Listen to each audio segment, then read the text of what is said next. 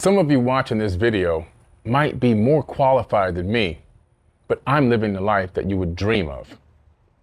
Why is it that we can look around and see that we might be more qualified than certain people and feel that we can execute the job better, the service better, the system better than they can, but they seem to be excelling far beyond where we are? We just seem stuck. What is that? Let me tell you, I observe this on a daily basis. I talk to people a lot. I network with people a lot.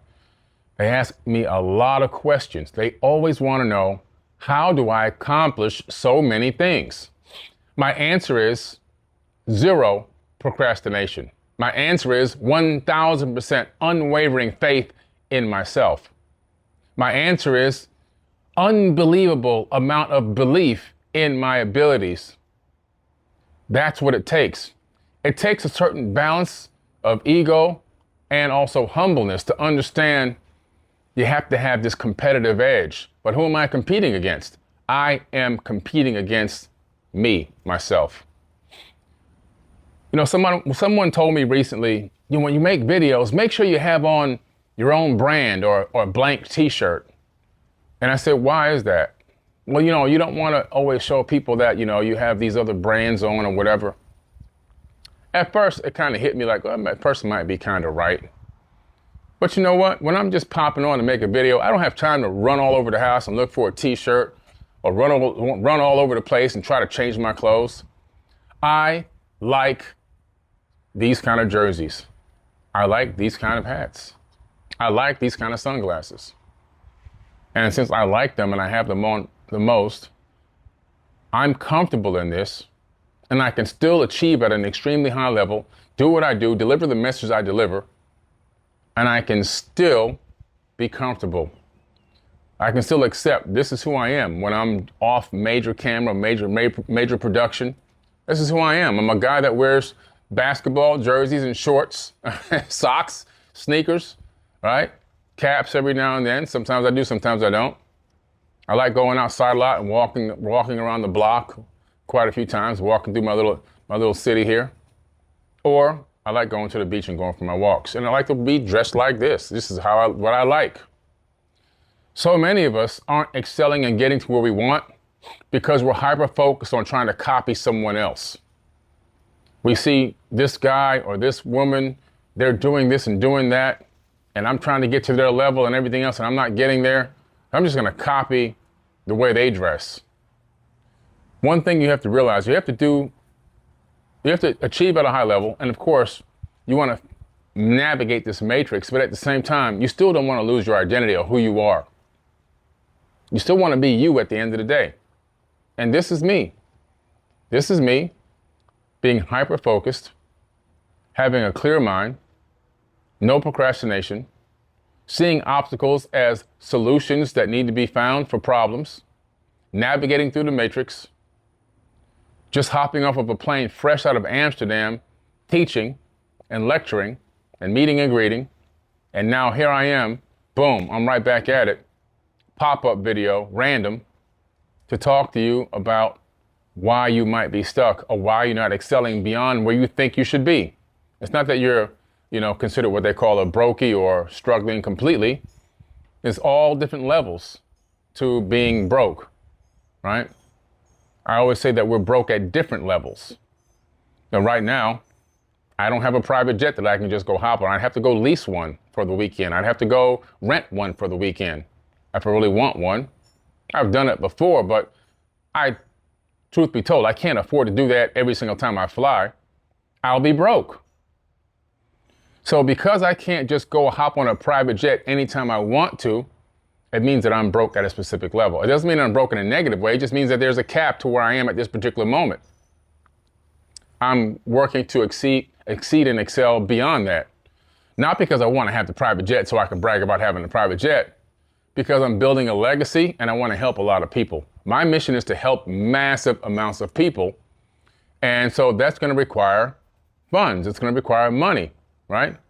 Without money or access to money, I won't be able to help the massive amount of people that I'm looking to help, along with generating that kind of income is going to come certain perks and benefits. All right. So maybe a little bit more access to a private jet. Maybe I lease a fractional lease of a private jet. Maybe I start that way, or maybe I buy a cheap used one that's maybe 15 years old, that can't go across the ocean, but can stay within the continental North and South Americas. And then once I generate enough revenue, I would then upgrade that to a Gulf, right? A G. And then what I'll do is I'll take that other one, probably a Falcon 14 or something. I'll rent that one out and utilize the profit from that to pay for the other plane. It's all about how to navigate this matrix. See? I'm taking all the knowledge that I've been accumulating over all this time, all the experiences that I've been accumulating, and I'm applying them on a consistent basis. That's what makes me different from a lot of other people. I have I don't give a F attitude, okay? I have thick skin. I take a punishment and a beat down through virtually, online, consistently for the past over a decade, and I just still keep plugging away. I don't let anything get in my way. I don't let anything stop me. I don't let anything make me feel like I can't continue to go on. Where there are people out there with more qualifications, higher levels of knowledge, more access, or quote unquote, had more education, mainstream education, and they're not achieving the levels that I'm achieving. And it's not because they don't want to, they just can't figure it out. There is a reason why I can figure it out. There is a reason why I'm here doing what I'm doing and able to do what I do. There's a reason why I'm sitting here in the backyard of my mansion on a huge lake, the longest lake in this community. There is a reason for that. It's not by mistake. It's by design. It's because I understand fundamental principles of manifestation, but I also understand how to apply knowledge, and I also understand how to gain new knowledge to add to my knowledge repertoire. A lot of people stay in this little tiny funnel that bottlenecks, and their knowledge is only one area. And the problem with that is, when you look at the genre that you're in or catering to, business or consumer, if you're bottlenecked into one small area, you're extremely limited by that one small area. But you have to look at the synergistic flows that work along with that service or product. And then you have to become a person that's well-versed in those as well. And then you can now build passive income streams that all feed into each other because they're all on the same synergy. These are the things that I teach inside the Forbidden Knowledge Academy. There's a link in the bottom of this video, or above the video, or in my bio, or in the live chat, wherever you're listening to me. Register for my Forbidden Knowledge Academy. There's over 840 incredible leaders in there right now, all leading. Why I say leaders? Because we're not followers. We build leaders. Other accounts build followers. We don't want followers. If you're a follower, don't join. We want leaders. We want people that are interested in learning how to develop leadership qualities and help lead humanity out of the situation that we're in right now onto a new paradigm shift. That's what it's all about. That's where the real change begins. The change within so that we can change on the outside. As within, so without. Hermetic principles. I've learned the system. I've learned the key to unlock the matrix. I have learned this financial matrix inside out, up and down. And I'm here to share this knowledge with you inside the Forbidden Knowledge Academy. I was meeting with a friend just, I guess maybe a week ago. He's a multimillionaire. He's borderline billionaire. He's almost billionaire status. And doesn't have any real education. And so I like to talk to people like this because I want to find out, what did you do to get to this level? Well, he knew that he wanted to build a big business, didn't know exactly what it was going to be. Keep in mind, this man is 77 now. So we're talking going back a long time now. We're talking going back decades. He realized in order for him to start off, he needed to leverage credit, his personal credit. He would leverage his personal credit to get loans and lines to put into a business. Didn't have any credit. Now here is where a person with more knowledge, education than him fails. They take the education, they take the knowledge that they've gained from the education, and then they sit there and go, I gotta get a job, and if I save up for the next 65 years, I might get something out of this. I might be able to go on a trip somewhere. He says, forget that formal education. I need to leverage some credit now, today. So he begins to research credit. So he realizes that he needs to get a credit account. So he goes to a local store and he finds one that has credit accounts for electronics. So he gets an electronics account at this local store for a TV. Now, he did not need a TV, but he got a line of credit from that store to buy the TV. He took the TV and he gave it to a relative. I think he gave it to his grandmother. He just wanted to have the line of credit on his credit report so he can start paying on it so he can get a decent credit score. Once his credit score went up from making payments on that TV, probably 6 to 8 months later, he went and got more cards. And he went and got more cards and more lines and more lines. Over time, he just kept building. Once he got to a point where he had enough credit that he can leverage, he then went and leveraged it into a company that dealt with amputees, prosthetics, walkers, wheelchairs, crutches, all those types of devices for people that have been disabled or injured. So he started that company, and he built that company and built that company and built that company until he eventually sold it for hundreds of millions of dollars.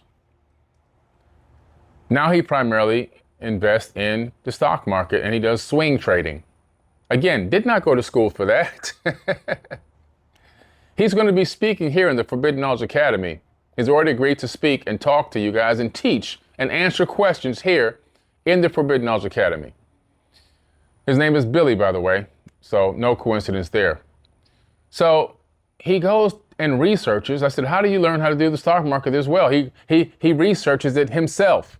He has specific times a day where he researches and learns about the stock market and learns about the companies that are there and learns about which earnings calls are coming up and what companies are doing what and what good press and what's bad press and everything else.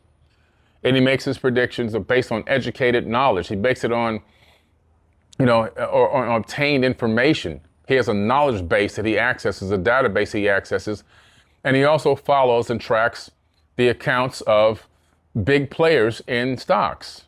So he's, Warren Buffett and all these other people that are out there, BlackRock and whoever else is out there. He's tracking them. He's also tracking politicians' trades because that information is available to us. So he knows pretty much when something is going to go up or go down based on the politicians, based on these other big corporations that are buying up all these stocks and shares. He also tracks, people like Ray Dalio and many others. So he's got this huge knowledge base. He's absorbing it on a daily basis, hours and hours and hours of this information every single day. And then he makes educated decisions on where to move his money so that he can swing trade. He gets in on a dip and rides it to a height. When he gets there, he cashes out, takes his profits, waits on the next dip, same thing, swing trading, right? It's like a cosine wave. And he collapses the wave into an energy exchange which equals money in his bank account. Is Bill the sharpest twig on the tree? Is he the sharpest thorn on a rose? No. Amazing man, very knowledgeable. But just like myself, him and I, we're pretty much the same person. We have so much in common in the way that we think and operate. Neither one of us are the smartest people that exist on the planet. However, we have decent IQs, but there are people out there more qualified than us, much smarter than us, have gone to school, have MBAs, PhDs, and everything else, business school, attorneys, you name it. They have to pass the bar exam. They're multi-million, level realtors. But they look at us and they go, how did you do this? How? They're always in disbelief. They are always in disbelief at how we did this. How do we accomplish so much in our lives? We did it because of the unwavering belief in ourselves. The unapologetic attitude that we have about how we move and what we do. It's about being a self-starter. No one needs to wake me up in the morning to go to work. Because Bill and I both understand that when we both wake up, we are unemployed people. We have no income. We have no job. And that's the way we view ourselves. So we know that every single day when we wake up, we have to go out here and get it. Nobody's going to bring it to us. Nobody's going to bring home the bacon and say, here, Bill, here's the bacon. I have to go get it on a daily basis, on a moment by moment basis. There's nobody coming to save me. There's nobody coming to save him. We are well aware of that. So we go and get it. And a person with higher, much better qualifications in every area you could think of, they're still waiting for the alarm clock to go off in the morning. They're still waiting for a punch clock, ching ching, and they can't wait to punch out, ching ching, so they can punch out. Then they race to the bar, happy hour. They call it happy hour. It really should be called depressed hour. So they race to the depressed hour so they can drown out all their woes. Then they go home, which they shouldn't even be driving, but they're driving anyway. And they get there and they give a little half-assed QT to their family, watch a little bit of TV, throw down a couple of more beers or a couple more drinks, lay down and do it all over again. And then they look at me and Bill and they go, how? Why? How is this possible? Well, how are you guys doing all of this? It's pure sheer desire and will. That's how. It's pure determination. That's how. It's pure I don't give a F attitude. That's how. It's my life depends on it. That's how. It's I'm not going back to the slums. That's how.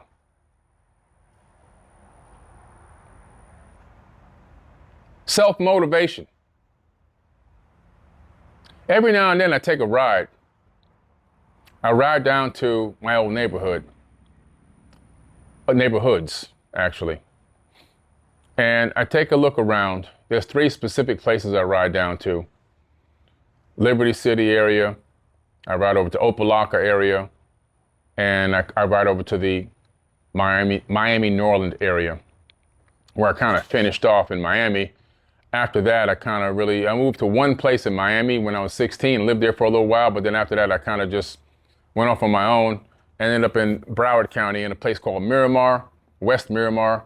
And then from there, I just kept kind of moving further north progressively as my income and my businesses grew. And I had some ups and downs along the way, but I still progressively moved up over time, like a good blue chip stock. And, so I go back down there. And I go back down 22nd Avenue all the way down into Opelika and ride down Alibaba Avenue. And I go by my former elementary school, Rainbow Park. Now there's a 12-foot fence around the elementary with barbed wire on it, just so the kids can be safe in the school. Because why? Because they'll make the kids sell drugs, make them take drugs. Like I told you, when I was going to that same school, the crossing guards would jack me on the way in. I'd have to sneak into school the back way just to go to school. I'd have to sneak into school, sneaking into elementary school. It's crazy. And the neighborhood only got worse since then. It hasn't gotten better. I ride over down to near the Liberty City area off of US 1. Used to be riddled with nothing but prostitution and drugs and crackheads and crack addicts and crack houses and everything else at that time. I ride by there, I'm just like, wow. That same quadruplex that I lived in, 1-bedroom quadruplex, 1-bedroom apartment in the quadruplex. It was the size of this patio that I'm sitting on now, this screened-in area. Maybe actually it was smaller than this. Wow, this is actually bigger than it. One couch bed that my brothers and sisters and I slept on. We all slept together on one couch bed, and my mom and dad had a little tiny bedroom with a little twin bed in it, a little tiny kitchen, and a little tiny bathroom. That was it. That was the whole place. And I ride by there. I ride by the fields where we used to play soccer and go get the mangoes and avocados out of the trees in that open field so we can sell them on the street corners for money. Throw rocks all day up into the trees. knock down the mangoes, put them in buckets and sell them on the corner, $3 for $1. Sell the avocados, $3 for $1. They had the signs in English and Spanish. And then I go over from there over to Miami, New Orleans. And I go down my old street, 18911 Northwest 7th Avenue. And I go down there and I look over at the house. That house, the only reason why we got that house is because I won $30,000 in a contest, a HUD program contest that I filled out with my dad's information. That's how we ended up getting that house in Miami, New Orleans. It was an $80,000 house. I won $30,000 down payment on the house. And that's how we got out of the hood into a slightly / lower middle class area. Got into the schools called Miami New Orleans Junior and Miami New Orleans Senior. Back then they were called Junior and Senior. Middle schools didn't exist yet.